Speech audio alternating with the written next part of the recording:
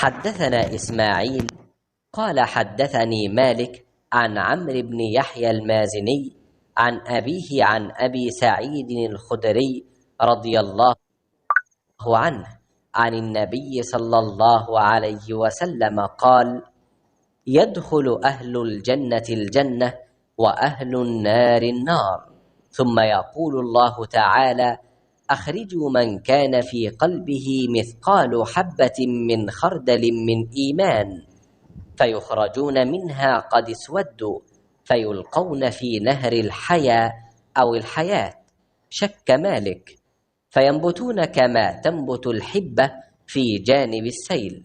ألم تر أنها تخرج صفراء ملتوية؟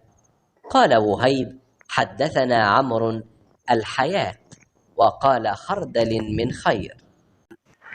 हज़रत मोहम्मद मुस्तफ़ा सल्लल्लाहु अलैहि वआलिहि वसल्लम ने फरमाया, जब जन्नती जन्नत में और दोज़खी दोज़ख में दाखिल हो जाएंगे, अल्लाह पाक फरमाएगा, जिसके दिल में राई के दाने के बराबर भी ईमान हो, उसको भी दोज़ख से निकाल लो।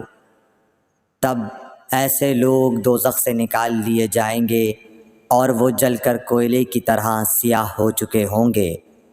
फिर ज़िंदगी की नहर में या बारिश के पानी में डाले जाएंगे। उस वक्त वो दाने की तरह उगाएंगे जिस तरह नदी के किनारे दाने उगाते हैं।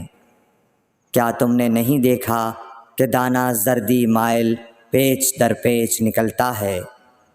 सही बुखारी हदीस नंबर 22।